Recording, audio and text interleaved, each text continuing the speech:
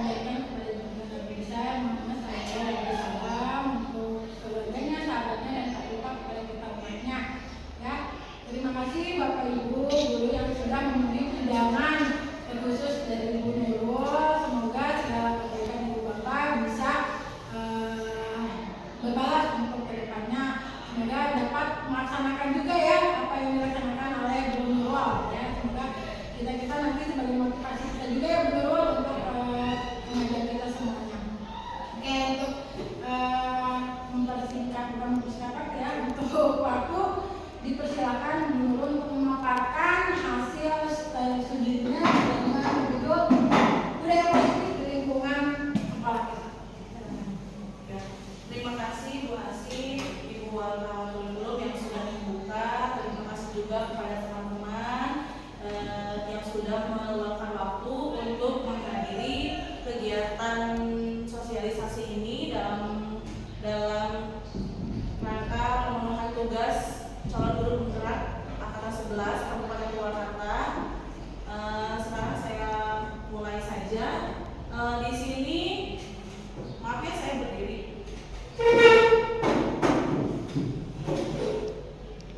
Di sini saya akan mensosialisasikan mewujudkan budaya positif di lingkungan SMK Muhammadiyah Cempaka.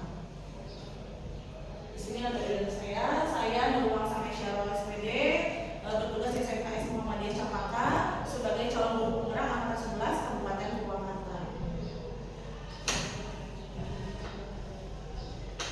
Di sini ada pertanyaan teman-teman dulu. Saya akan bertanya kepada teman-teman semuanya. Yang pertama, ketika ada siswa yang kabur dari sekolah, apa reaksi Bapak dan Ibu? Kira-kira reaksi Bapak dan Ibu ketika ada siswa yang kabur dari sekolah apa? Silakan, ada yang menjawab? Menegurnya. Kemudian dipanggil orang tuanya. Kemudian membuat surat perjanjian. Kemudian apa lagi? Diberikan surat peringatan 1. Oke, terima kasih. Kemudian, maaf ini yang nomor 3 langsung ya. Menurut Bapak dan Ibu, mengapa murid-murid tersebut melakukan tindakan tadi? Alasannya mereka juga di sekolah, malas belajar, ingin bebas, tidak betah di sekolah. Itu sih mungkin. Oh iya. Ada pendapat yang lain kira-kira kenapa nih? Faktornya murid-murid tersebut melakukan tindakan yang tadi atau kabur dari sekolah, kira-kiranya kenapa? Selain yang sebelumnya sama Basi. Pengaruh dari lingkungan. Pengaruh dari lingkungan. Teman yang dari sekolah. Oh iya. Betul, terima kasih. Jadi ini adalah salah satu mungkin kenyataan di depan kita yang memang sering ada yang kabur, kemudian kita langsung bereaksi ya. Dan reaksi itu berbeda-beda. Ada yang A, ada yang B, ada yang C, ada yang D. Mungkin kita tidak sadari reaksi kita itu ada yang tepat dan ada pun yang kurang tepat. Bukan tidak tepat, tapi kurang tepat karena mungkin pemahaman kita belum mendalam tentang budaya positif ini. Kemudian dari situ kita akan membahas tentang di sini konsep-konsep kunci dalam modul budaya positif. Di sini ada perubahan paradigma belajar, ada disiplin positif, ada motivasi perilaku manusia, ada kebutuhan dasar, ada posisi kontrol guru, ada keyakinan kelas, dan ada segitiga restitusi. Ini semua akan menjadi jawaban dari pertanyaan yang tadi. Kita akan membahas secara mendalam tentang budaya positif ini dan konsep-konsep kunci dalam modul budaya positif ini.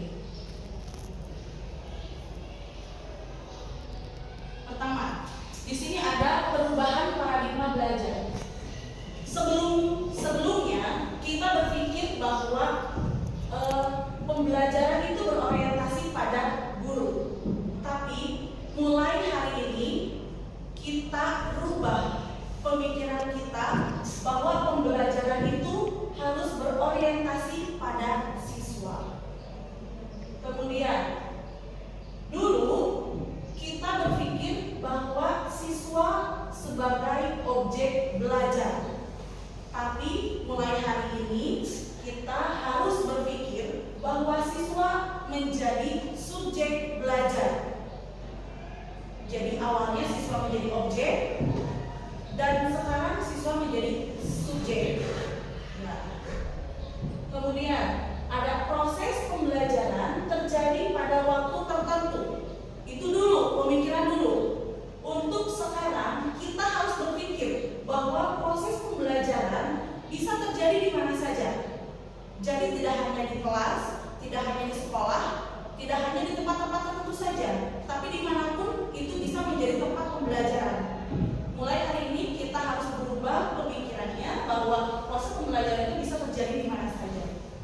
Kemudian tujuan utama menitik beratkan materi pembelajaran. Jadi dulu berpikirnya yang penting guru menyampaikan materi saja.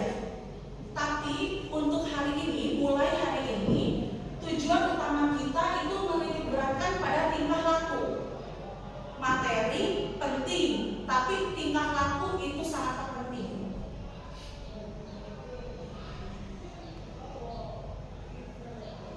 Selanjutnya, di sini ada disiplin positif. Disiplin positif itu yaitu menumbuhkan disiplin yang didorong dari dalam diri sendiri tanpa hukuman ataupun hadiah. Kemudian dilakukan menggunakan pendekatan positif dengan cara pengelolaan perilaku dalam mendidik siswa tanpa adanya paksaan. Kemudian seseorang dapat dikatakan memiliki disiplin positif yaitu ketika bisa bertanggung jawab terhadap apa yang dilakukannya karena mereka berdasarkan nilai-nilai kebajikan universal. Kemudian disiplin positif harus diwujudkan untuk menciptakan lingkungan yang positif sehingga terhindar dari hal-hal yang negatif.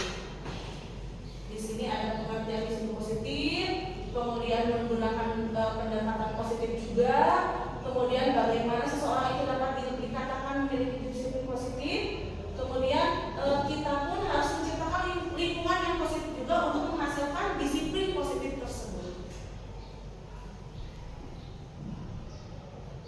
Selanjutnya, di sini ada motivasi perilaku manusia. Di sini ada 3 motivasi perilaku manusia. Yang pertama, untuk menghindari ketidaknyamanan atau hukuman. Yang kedua, untuk mendapatkan imbalan atau penghargaan dari orang lain. Yang ketiga, untuk menjadi orang yang mereka inginkan dan menghargai diri sendiri dengan nilai-nilai yang mereka percaya. Motivasi yang mendasari manusia untuk berperilaku berasal dari motivasi eksternal dan motivasi internal. Motivasi eksternal merupakan motivasi yang tercipta dari luar dirinya, sehingga internal itu berasal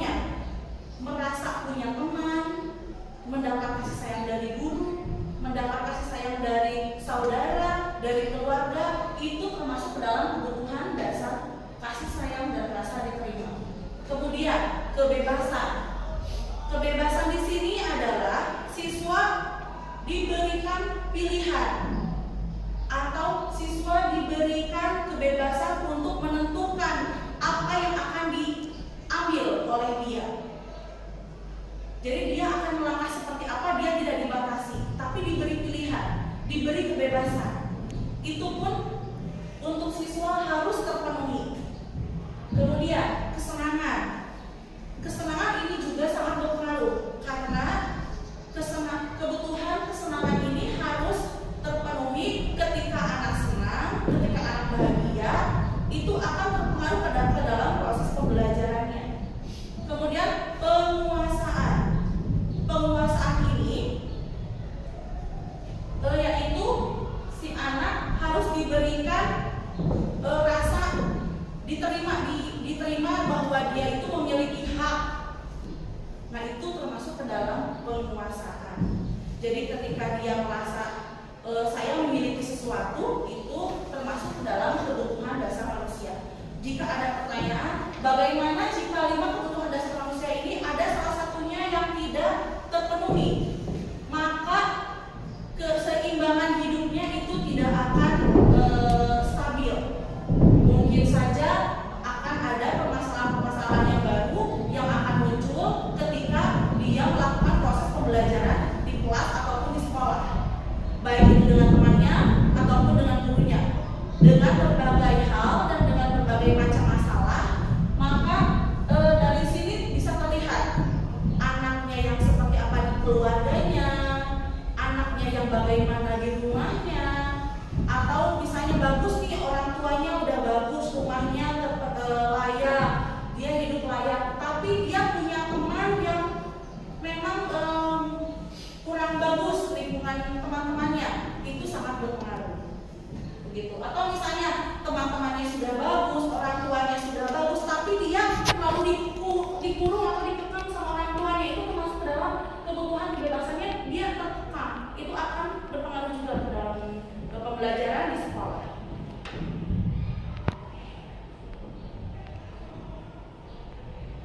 Nah, sekarang di manakah posisi kita sebagai seorang guru? Di sini saya akan menjelaskan ada 5 posisi kontrol seorang guru. Dari sini kita bisa menemukan kita sebagai guru ini guru yang seperti apa, ada di posisi yang bagaimana.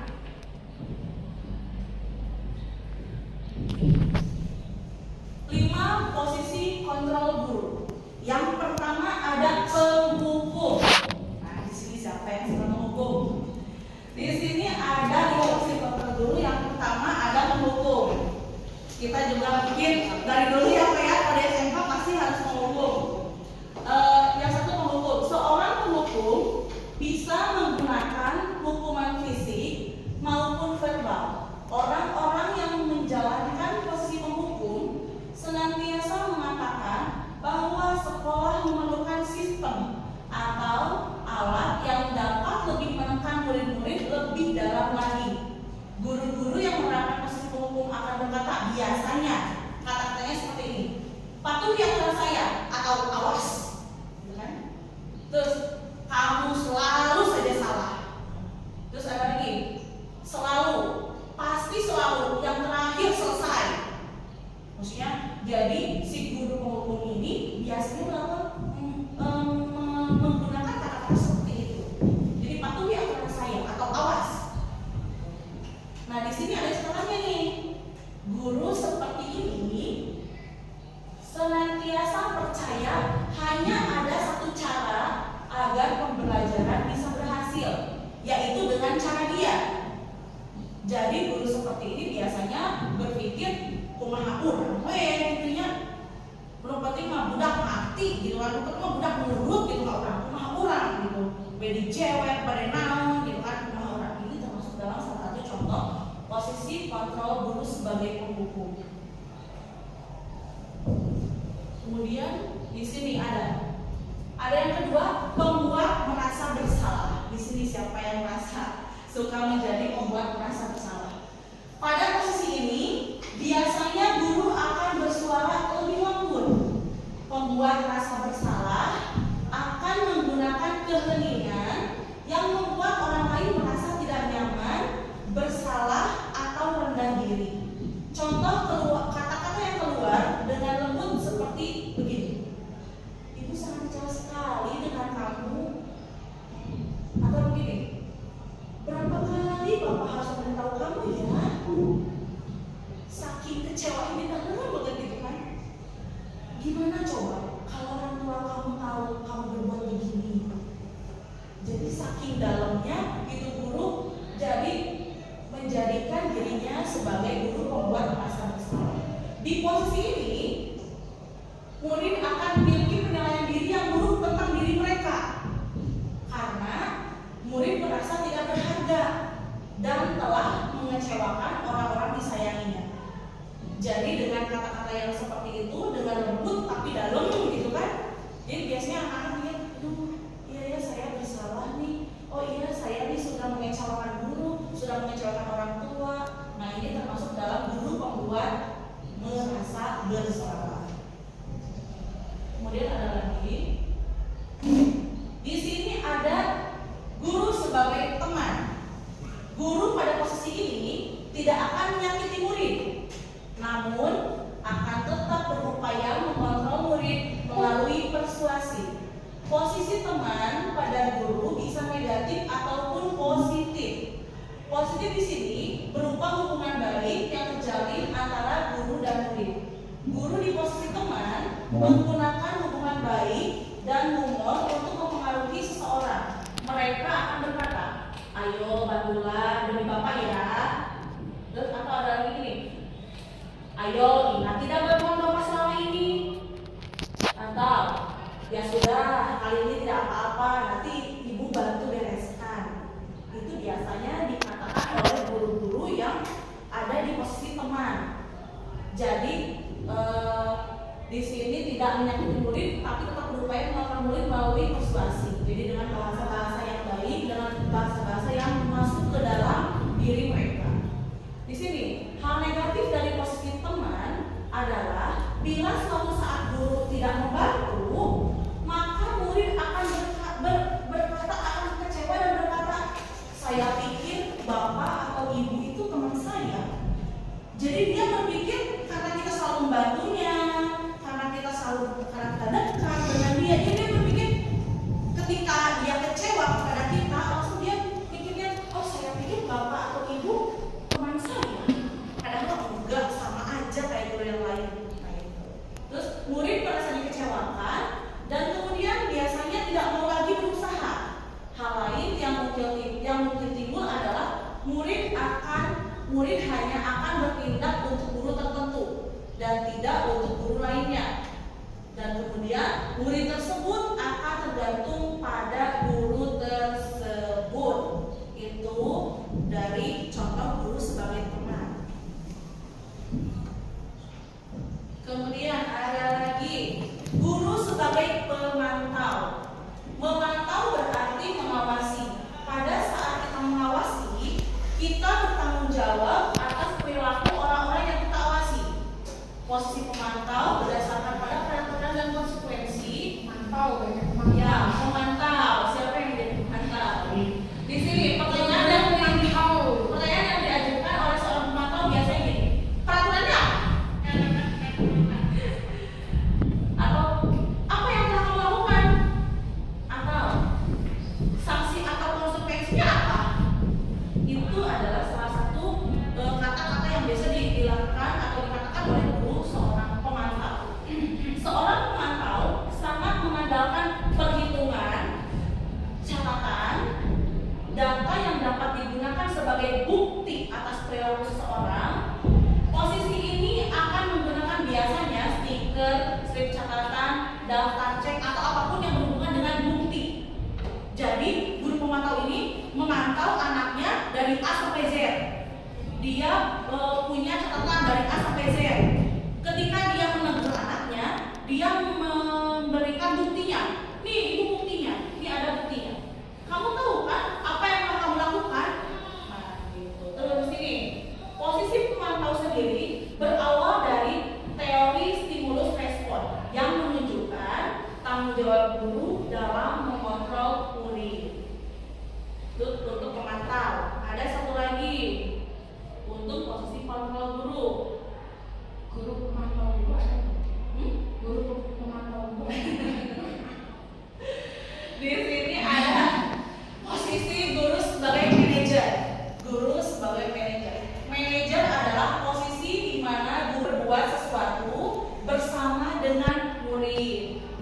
mengajarkan murid mempertanggungjawabkan perilakunya, mendukung murid agar dapat menemukan solusi atas permasalahannya sendiri. Seorang manajer biasanya akan berkata, apa sih yang kita yakini? Kembali ke keyakinan kelas. Kemudian, apakah kamu meyakininya? Nah, itu. Jika kamu meyakininya, apakah kamu bersedia memperbaikinya? Nah, di sini di guru sebagai manajer, murid diajak untuk menganalisis kebutuhan dirinya maupun kebutuhan orang lain. Di sini penekanan bukan pada kemampuan membuat konsekuensi, namun dapat berkolaborasi dengan murid bagaimana memperbaiki kesalahan yang ada. Tugas seorang manajer bukan untuk mengatur perilaku seseorang. Kita membimbing murid untuk dapat mengatur dirinya. Seorang manajer bukannya memisahkan murid dari kelompoknya, tapi mengembalikan murid tersebut ke kelompoknya dengan lebih baik dan kuat. Di sini adalah posisi sebagai manajer. Coba dari 5 itu kira-kira sudah terbersit ya? Kita termasuk dalam yang mana? Atau campuran? Ini campuran semuanya. Kita sebagai ini itu ya. Ini adalah gambaran dari bagaimana kita bersikap sebagai seorang guru yang memang realitanya seperti ini. Jadi kita ada di posisi mana? Mungkin ada yang lebih dalam lagi, lebih diperhatikan lagi, lebih diingatkan lagi. Oh iya, ternyata saya ini adalah seorang guru yang berada di posisi kontrol seperti apa. Tapi kayaknya kurang satu deh. Harus ada 6 guru yang baik. Ya. Bahkan ada guru yang nilainya ditambah, tidak tahu karakter anaknya seperti apa. Bisa nanti ditambahin. Nah, selanjutnya kita akan membahas tentang keyakinan kelas. Keyakinan kelas di sini adalah seperangkat nilai dan prinsip yang disepakati bersama oleh guru dan siswa untuk memandu perilaku dan interaksi di dalam kelas. Nah, ini termasuk dalam keyakinan kelas. Kalau dulu kita itu ada biasanya peraturan lah ibaratnya seperti itu, sama dengan peraturan. Tapi beda dengan sekarang. Sekarang tidak boleh lagi tulisannya peraturan, tapi keyakinan. Kenapa bisa berubah jadi keyakinan? Karena jika peraturan biasanya ada bahasa, aturan itu ada untuk dilanggar. Tapi ketika keyakinan itu adalah diyakini di dalam diri. Jadi itu masuk ke dalam diri kita sendiri, baik guru ataupun siswanya.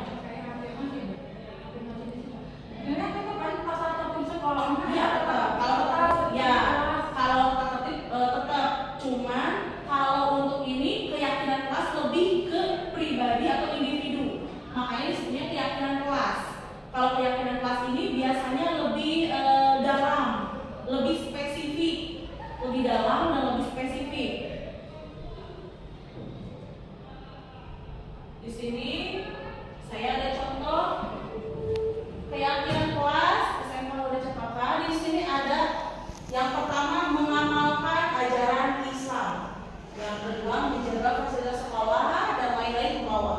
Di sini keimanan, keamanan, ketertiban, kebersihan itu apa? Ini adalah nilai-nilai kebajikan, nilai-nilai kebajikan universal yang diusung di kelas 10 TPM ini. Ini contohnya. Terus ini keyakinan kelas ini terbentuk dari mana? Ini terbentuk dari diskusi antara guru dengan siswa. Jadi pertama-tama itu guru bertanya dulu kepada siswa, kalian ingin kelas yang seperti apa sih? Kalian ingin kelas yang seperti apa sih? Kemudian nanti kan ada tuh siswa yang bilang, iya Bu, saya mau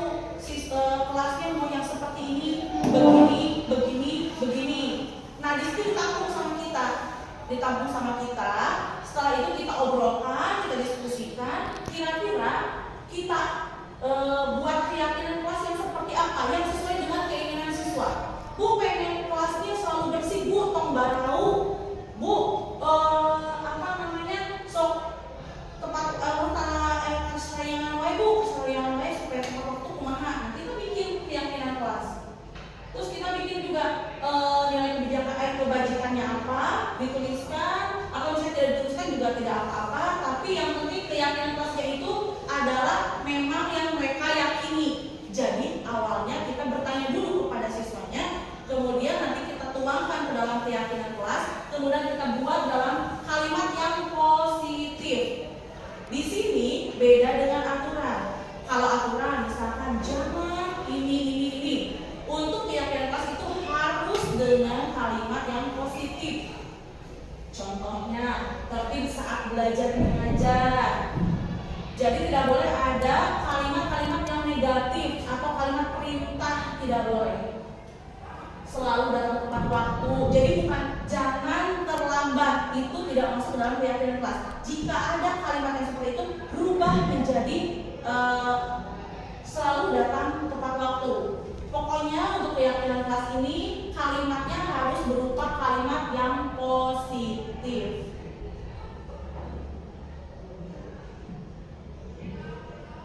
Nah, di sini ada segitiga restitusi. Segitiga restitusi di sini ada yang pertama ini menstabilkan identitas. Itu. Untuk yang kedua, validasi tindakan yang salah. Yang ketiga, menanyakan keyakinan. Nah, di sini langkah menstabilkan identitas untuk teori kontrolnya itu kita semua akan melakukan hal terbaik yang bisa kita lakukan. Kemudian untuk validasi tindakan yang salah, semua perilaku memiliki alasan, baik yang itu perilaku yang baik ataupun yang salah, itu mereka pasti memiliki alasan. Kemudian kita harus menanyakan keyakinan. Jadi kalau di dalam kelas kita kan punya keyakinan kelas yang tadi ya kita bikin ceritanya nih, kita bikin keyakinan kelas. Sebelumnya kan kita tanya dulu ke anak-anak, kalian itu seperti apa? Kemudian dijadikan keyakinan kelas. Nah, ketika anak melanggar, kita bisa balik lagi ke anaknya. Kamu kan kita udah punya keyakinan kelas, itu sudah sesuai belum dengan keyakinan kelas yang kita buat? Ini juga berlaku untuk mata pelajaran ya Bapak Ibu. Jadi bukan hanya untuk wali kelas, untuk di kelas ya bisa. Kalau untuk di kelas kan menjaga kebersihan, itu kan untuk kelas.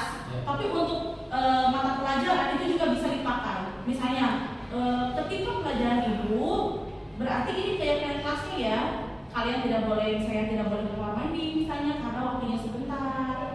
Terus misalnya dan lain-lain. Pokoknya itu keyakinan kelas itu bisa dibentuk oleh guru mata pelajaran juga. Jadi tidak hanya oleh guru wali kelas saja, tapi untuk guru mata pelajaran juga bisa dipakai. Nah, di sini ini sebetulnya ada video, tapi sepertinya tidak bisa di-play.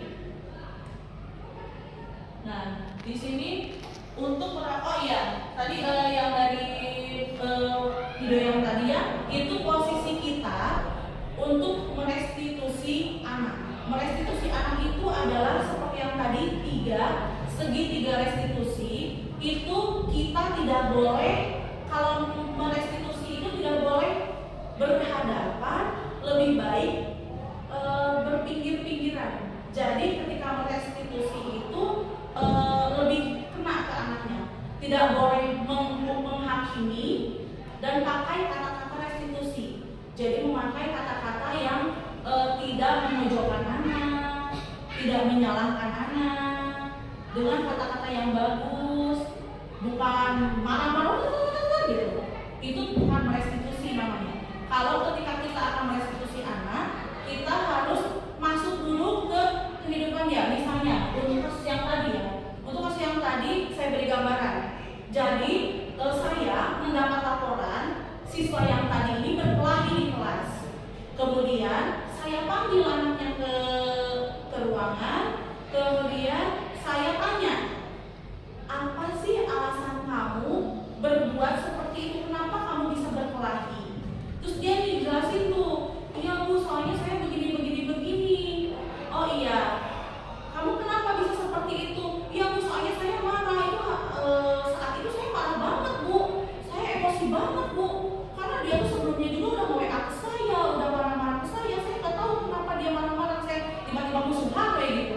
pas di kelas ada kata-kata di temennya yang memang menyinggung dia, langsung lah dihabuk, langsung berkelahi.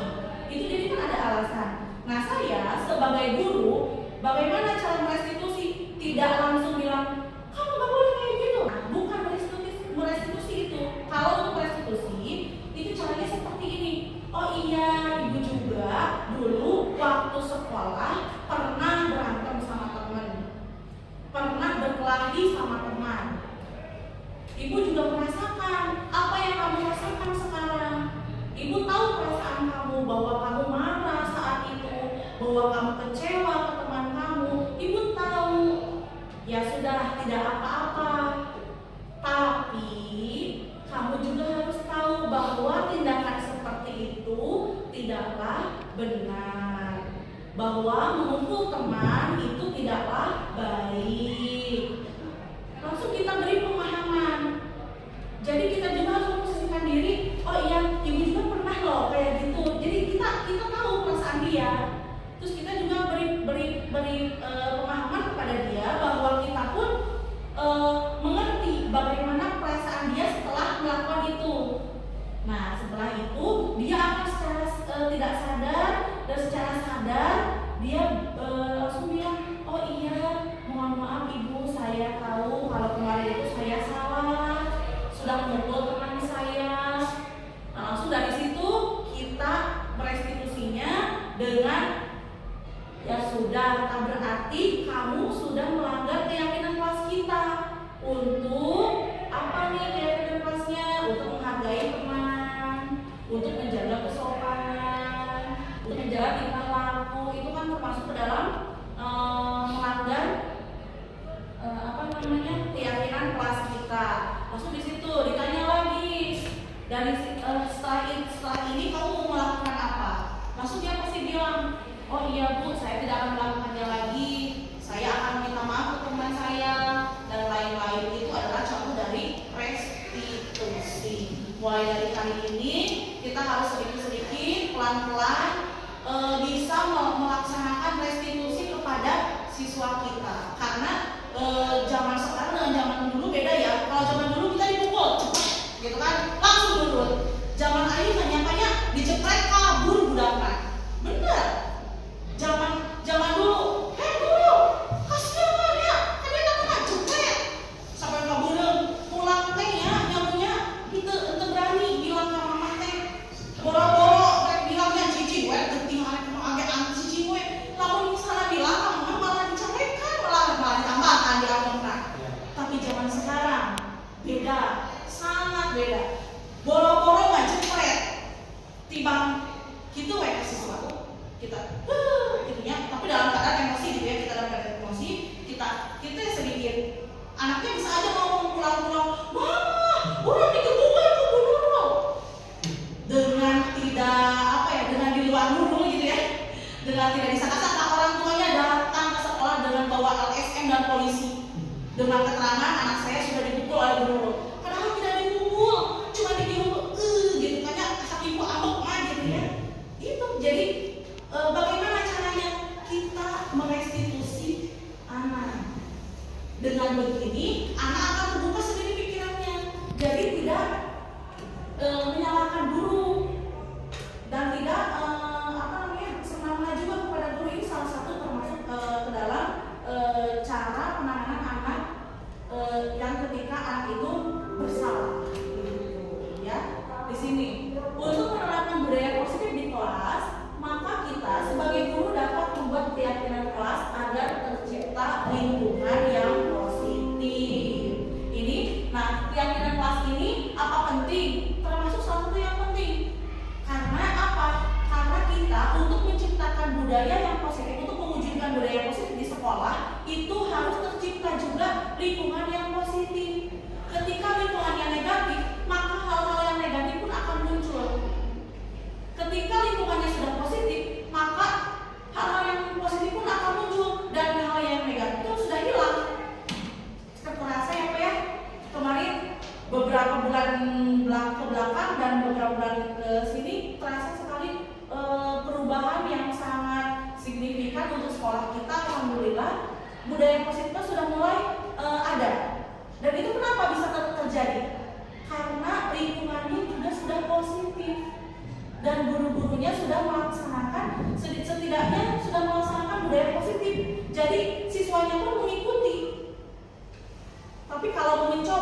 silakan guru-gurunya kembali tidak melaksanakan budaya positif. Jangan harap anak-anaknya pun akan nurut dengan budaya positif juga, karena guru-gurunya pun sudah tidak lagi melakukan budaya positif. Begitu. Ya, Ibu, setelah kita mempelajari atau membahas tentang keyakinan kelas, di sini kita akan membuat keyakinan kelas. Nah, saya akan untuk memudahkan, saya akan membagi kelompok menjadi 4 kelompok ya Bu ya. 2 orang cukup ya. Ibu Dewi, maka bisa bergabung dengan Ibu Asi, Bu Elis dengan Ibu Nisa, Pak Imron dengan Pak Kiki. Oh ya, bertiga boleh. Ya, jadi 3 kelompok ya. Nah, di sini saya akan beri dulu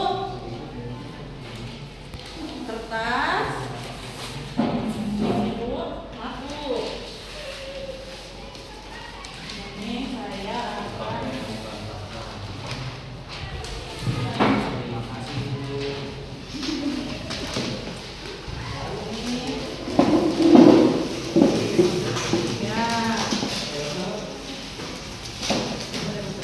kemudian di sini saya akan memberikan sticky notes.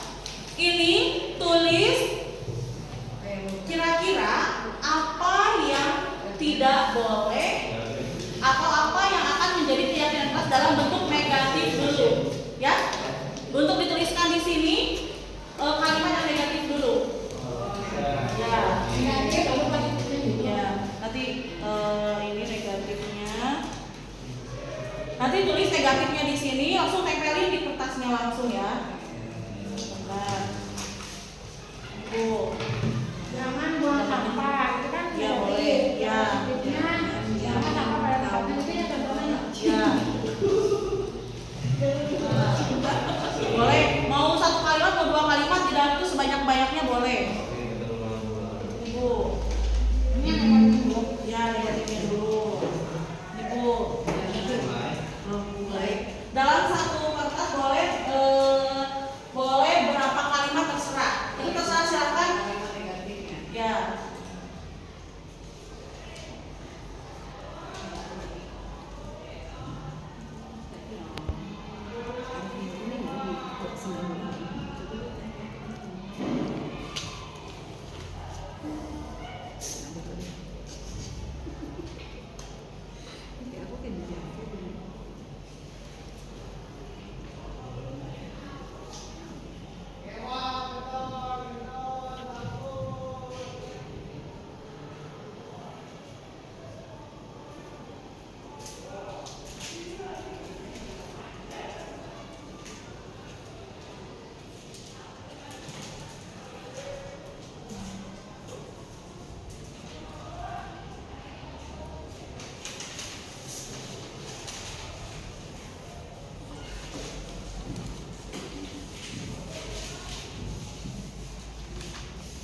Jika sudah ditulis, nanti tinggal ditempel di kertasnya di paling atas saja. Ditulisin dulu kelompok 1 Bu Nisa dengan Bu Elis, kelompok 2 kelompok Pak Imron dan kelompok Bapak ini, kelompok 3 kelompok Bu Asi.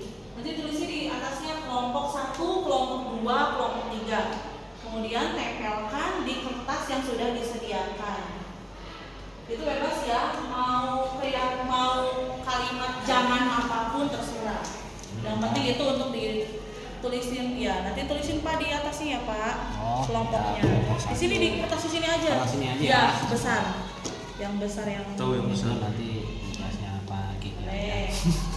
Ada yang mau lagi kertasnya? Boleh tulisin. Ini masih ada kertasnya.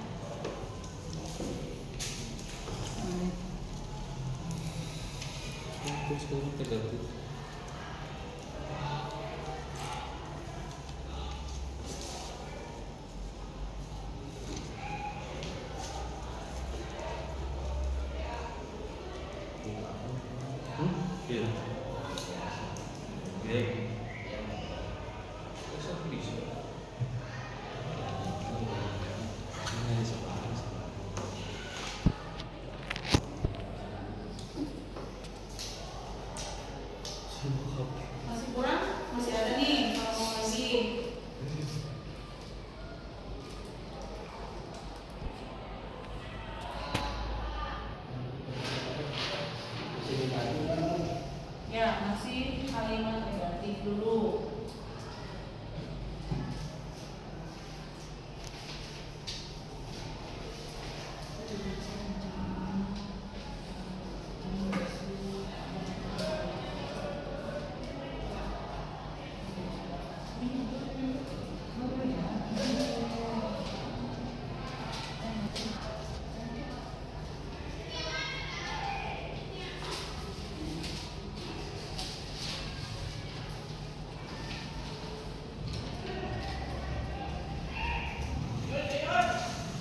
Ada yang mengalami kesulitan?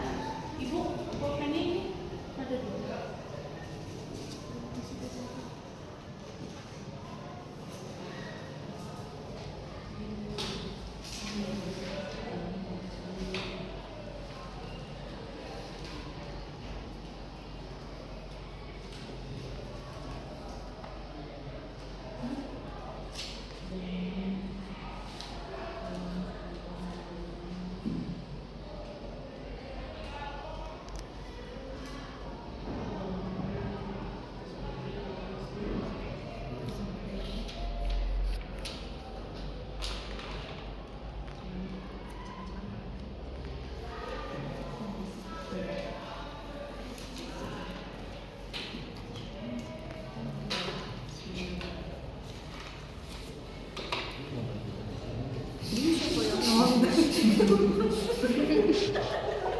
Jangan menyampaikan.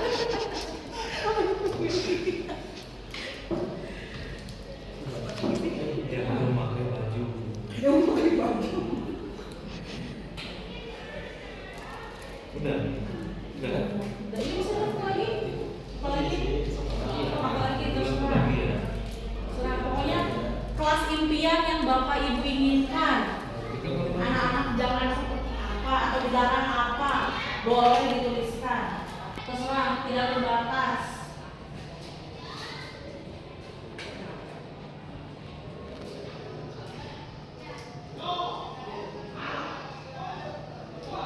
Atau misalnya jangan ngupil, boleh tidak? Boleh, itu kan keyakinan kelas Bapak Ibu.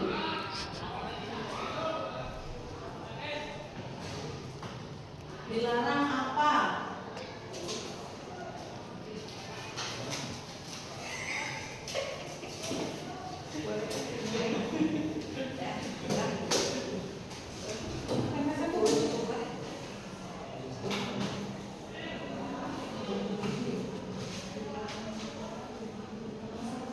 Dilarang tidur. Nih, butuh lagi Bu? Masih ada? Cukup?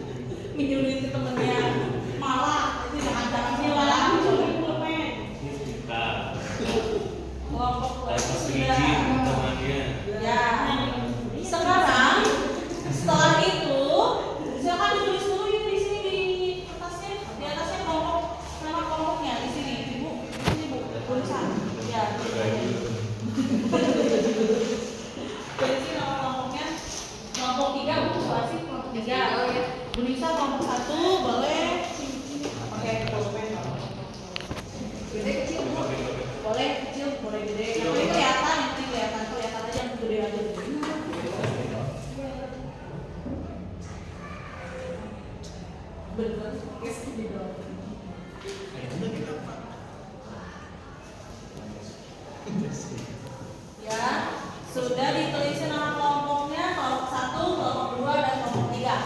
Namanya, nama kita, Nggak usah. Satu kelompok aja. Cukup. Selanjutnya, di sini sudah dapat keyakinan kelas atau bukan keyakinan kelas. Di sini masih dalam bentuk kelas impian, ya. Di sini masih dalam bentuk kelas impian. Kemudian setelah ini Bapak dan Ibu silakan pikirkan kira-kira dari kalimat-kalimat impian yang tadi Bapak Ibu tuliskan itu termasuk ke dalam nilai-nilai kebajikan apa? Misalnya kebersihan, ini saya itu ya. Yang tadi. Slide yang tadi ya.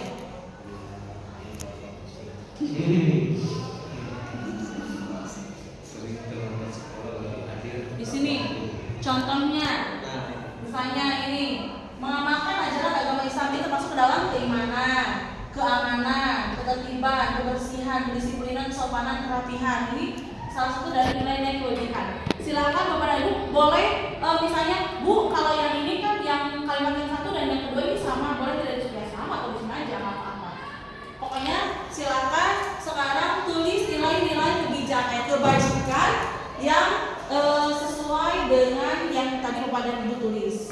Kira-kira termasuk dalam nilai kebajikan apa? di pinggirnya. Boleh di pinggirnya, boleh di bawahnya, boleh di pinggirnya. Gak usah, gak usah. Langsung aja di pinggirannya. Boleh mau berurutan boleh, mau tidak pun tidak apa-apa. Yang penting nilai kebajikannya ada di situ. Misalnya, Bu, saya menuliskan 10 kelas impian, tapi 5-nya itu masuk ke dalam kebersihan. Misalnya, boleh atau tidak? Ya udah tulisnya kebersihan. Misalnya begitu. Yang penting tulisin ada nilai kebajikannya. Ya. Kalau usah salah satu. Terserah, kalau mau sama tuh boleh. Kalau misalnya sama, kalimatnya hampir sama, boleh di sama semua. sama semuanya. Ya nggak apa-apa, tulisin aja. Ya ada yang beda, pasti ada yang beda harus yang kedua. Kalau ada yang beda silakan ditulisin kira-kira kebajikannya apa.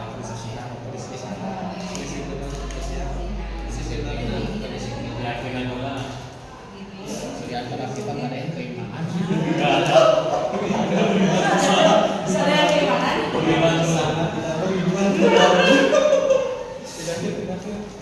Kalau misalnya hampir sama semuanya boleh. Kalau mau satu-satu ditulisin semuanya boleh. Atau mau dirangkum boleh. Tinggal tulis kesopanan gitu, misalnya kebersihan tinggal itu aja. Ya, tulisin aja kesopanan atau keamanan, keimanan, ketertiban, kebersihan atau tidak. Itu adalah nilai-nilai kebajikan.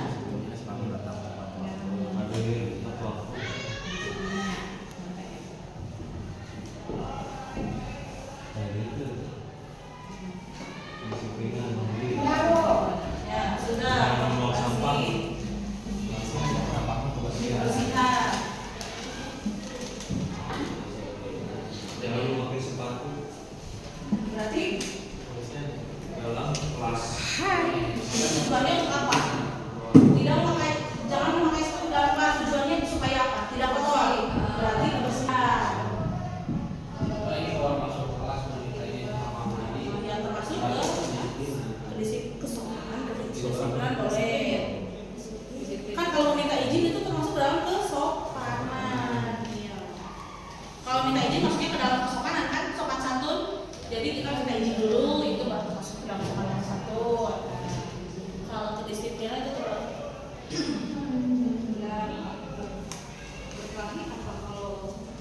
keamanan. Masuk ke dalam keamanan. Masalah baju dan seragam itu apa? Kerapihan.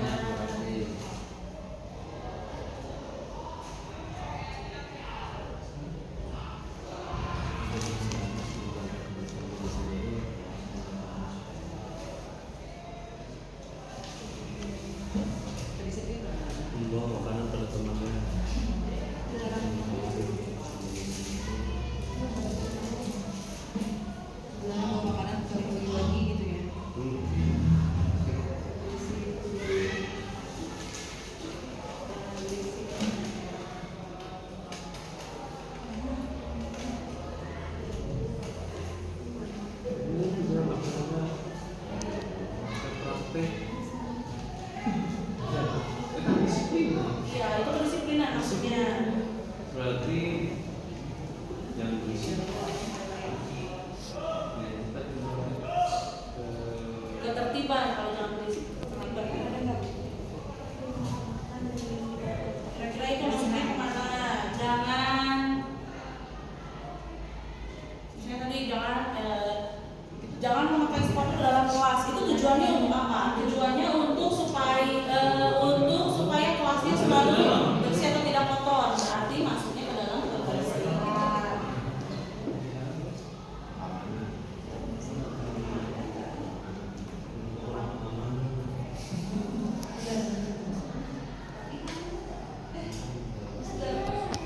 Soalnya Ya, disiplin.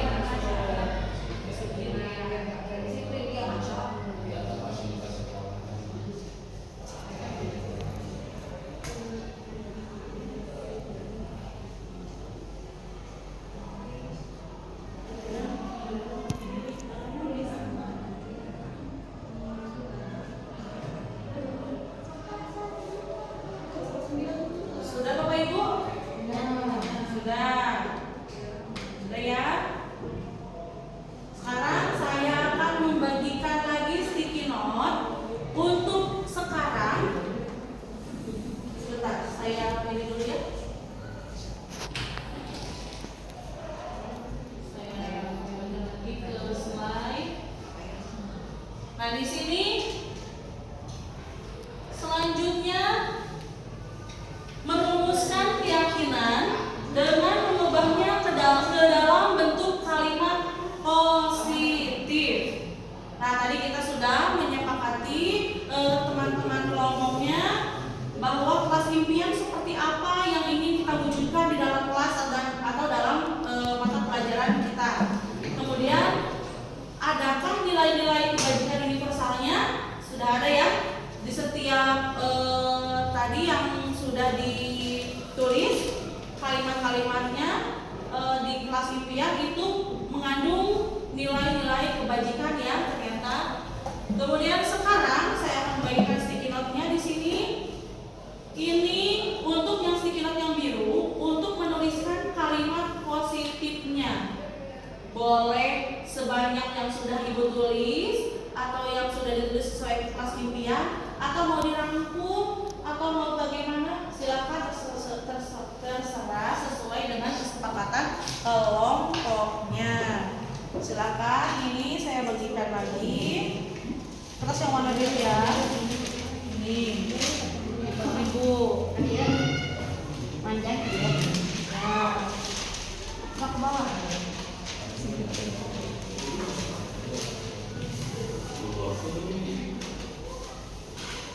silakan. Bu, saya mau satu boleh nggak, Bu? Boleh tulisnya satu kalimat satu nggak apa-apa. Satu kalimat di satu lembar boleh. Tulis positifnya berapa sini? Kalimat positif ya Bapak Ibu. Harus diingat tidak boleh ada kata jangan, tidak boleh ada kata bila. Membuat kalimat positif dari kalimat yang tadi Bapak Ibu temukan.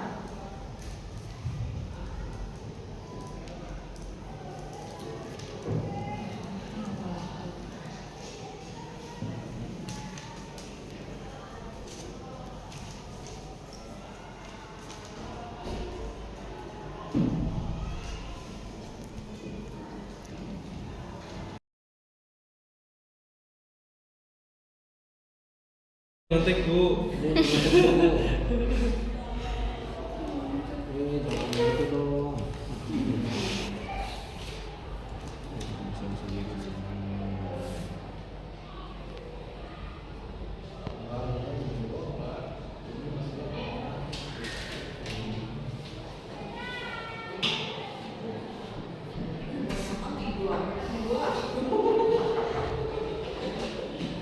Kata-katanya sama kan? Tuh, bagaimana?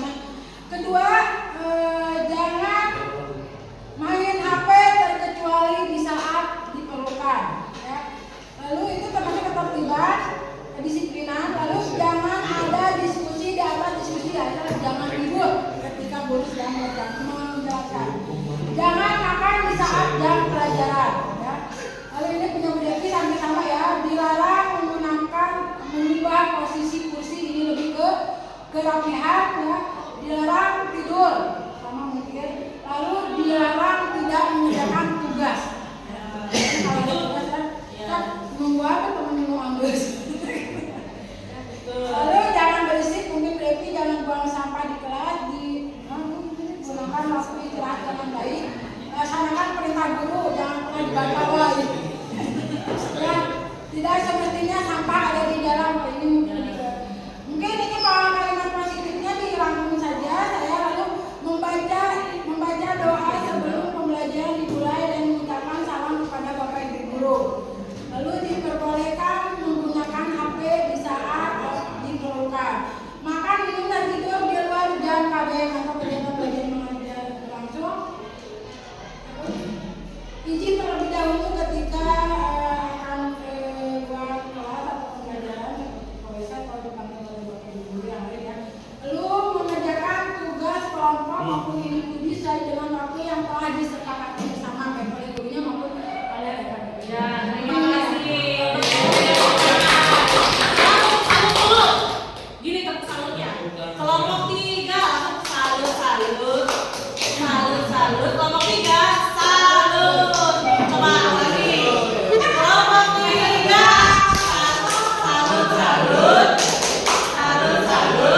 Kelompok 3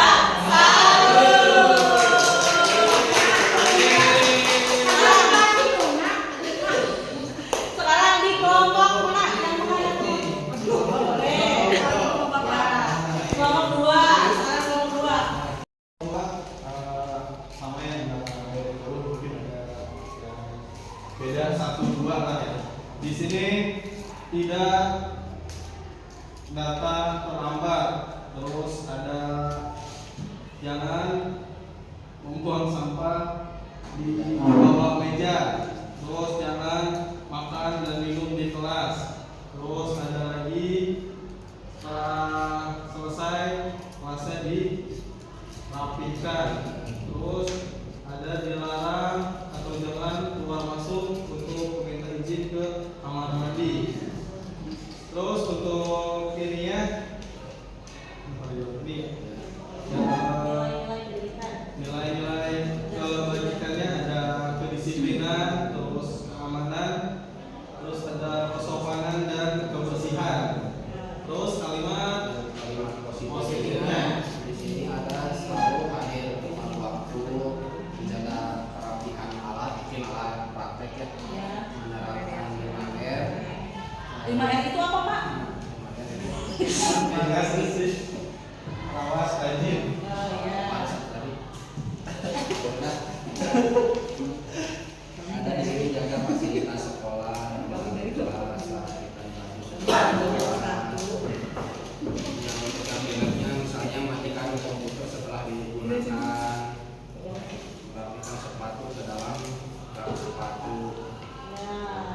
Karena memang kebetulan ini produktif semua Ya, ya, jadi iya. di bengkel dan di lab komputer. Terima kasih. Tepuk tangan untuk kelompok 2.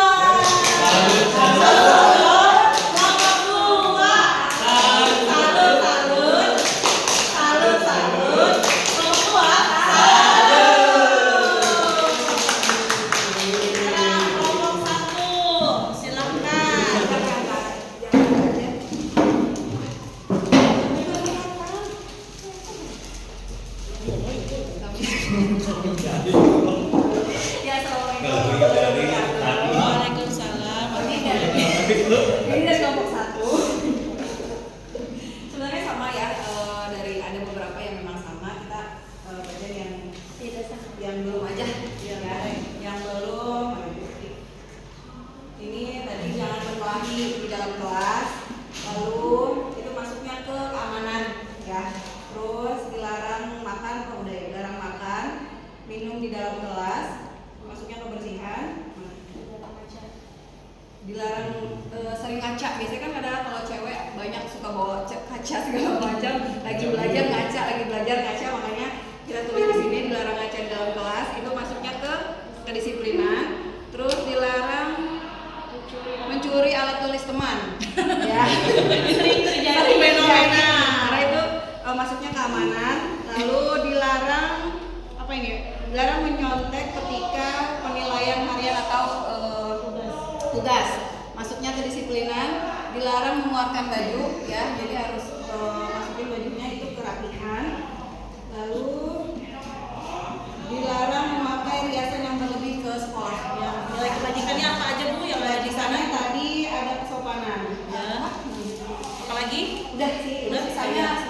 sama ya. Silakan keyakinan kelasnya apa Bu yang sudah dibuat budaya itunya kalimat positifnya. Positifnya, ini dirangkum aja semuanya. Ya. Ini tertib saat belajar mengajar, proses belajar mengajar. Terus menciptakan suasana kekeluargaan di dalam lingkungan sekolah. Terus ada rasa aman hak setiap orang, ya setiap siswa. Lalu menjaga kebersihan diri sendiri dan lingkungan kelas, lingkungan sekolah. Sama datang dan pulang tepat waktu sesuai jadwal yang ditentukan. Iya, terima kasih kelompok 1. Kelompok 1. Salut, salut. Salut, salut. Salut. Terima kasih. Alhamdulillah. Jadi sekarang kita semuanya sudah bisa membuat keyakinan kelas ya Bapak Ibu ya. Bisa tidak jika kita melaksanakan atau membuat mulai hari ini, mulai besok kita buat masing-masing keyakinan kelas untuk mata pelajaran kita masing-masing bisa. Kita ayo kita tanamkan, kita wujudkan budaya positif di sekolah kita. Langkah utamanya itu dengan membuat keyakinan kelas ini. Terima kasih Bapak Ibu. Nanti ini saya kumpulkan sebagai bukti bahwa Bapak Ibu sudah memahami bagaimana pentingnya keyakinan kelas ketika kita belajar.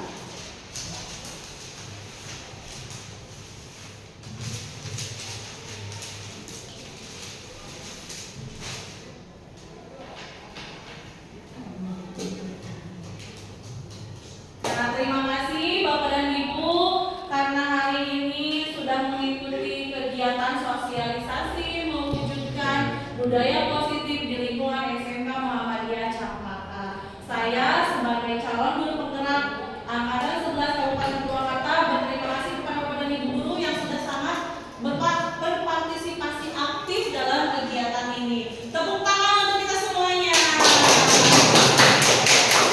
Salam dari saya, calon guru penggerak 11 Kabupaten Purwakarta, bergerak, kan tergerak, menggerakkan.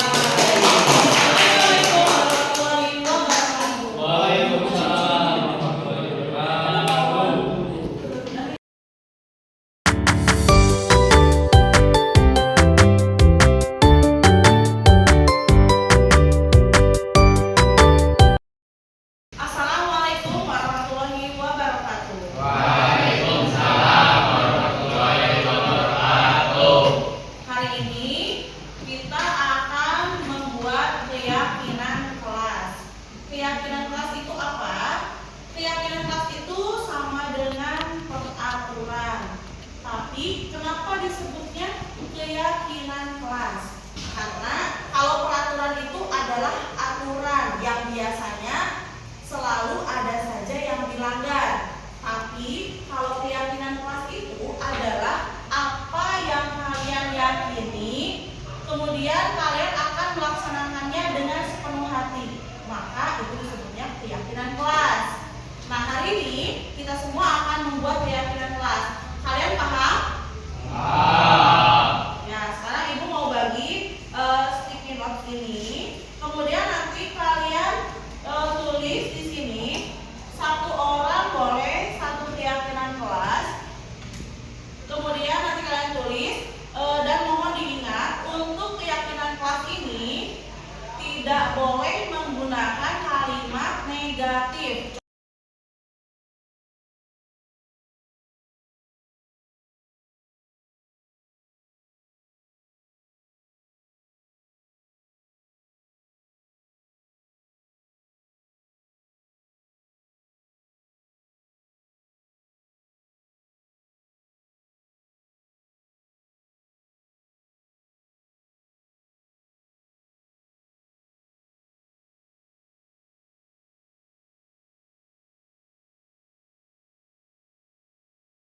Di kelas itu seperti apa? Misalnya menginginkan kelas yang bersih, menginginkan suasana kelas yang nyaman, menginginkan semua teman-teman yang tertib, menginginkan pokoknya semua kelas impian yang kalian bayangkan? Silahkan tulis.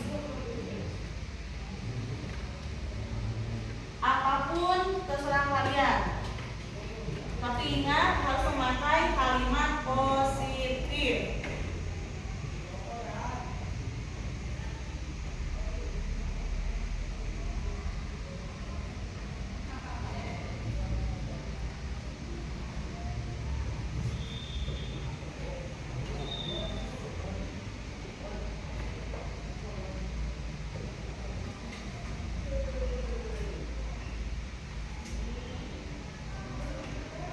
Siapa yang sudah? Ada yang sudah? Boleh. Yang sudah boleh ditempel di sini. Ayo, tempel di sini. Dua.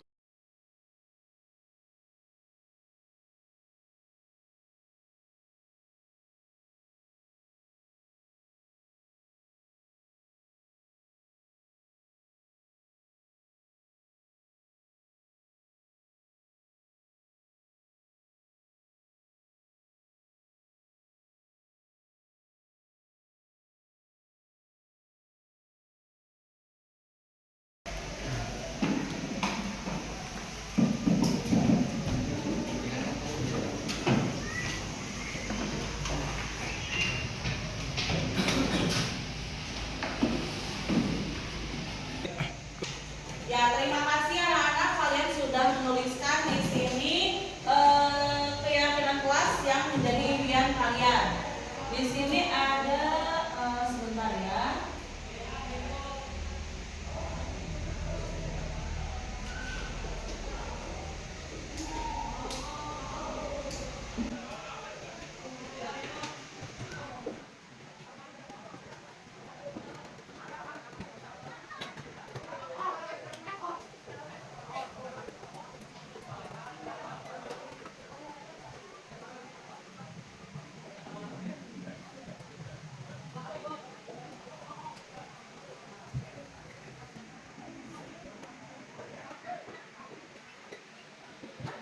Nah, dari yang kalian di sini sudah ibu simpulkan.